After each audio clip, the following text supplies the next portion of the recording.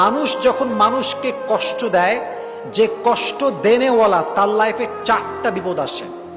বলেন তো কয়টা বিপদ আসে? 4টা।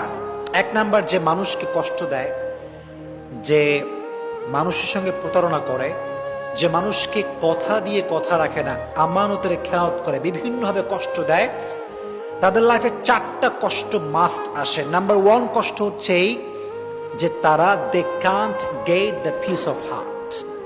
তারা মনের প্রশান্তি হারিয়ে ফেলে।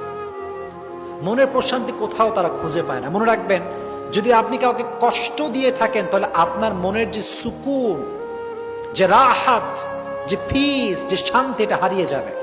এটা আল্লাহ তাআলার পানিশমেন্ট।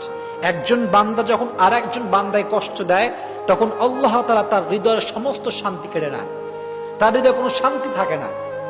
এখন আপনি বলবেন যে হুজুর, কত মানুষ আমারে কষ্ট দিল, ওদেরকে দেখি ডাটসে ঘুরে বেড়ায়, কোনো অশান্তি নাই, টাকা পয়সা, গাড়ি বাড়ি বউ, কোনো কিছুর অভাব নাই, ডাটসে ঘুরতেছে, তাহলে আপনার কথার ব্যাখ্যাটা কি দাঁড়াবে? প্রিয় ভাইয়েরা, বাহ্যিক সুখটা আসল সুখ না, ভেতরের সুখটা হচ্ছে আসল সুখ। কথা বলে ঠিক কিনা? আসল সুখ হচ্ছে ভেতরের সুখ। পিস অফ হার্ট যার নাই, পিস অফ মাইন্ড যার নাই, তার পুরো পৃথিবী থাকলেও তার কোনো কিছু নাই। That means if you have the peace of heart, then you have everything. And if you do not have the peace of heart, then you have nothing. মনের প্রশান্তি যার নাই তার কিছু নাই রে ভাই। এটা মারাত্মক বড় জিনিস।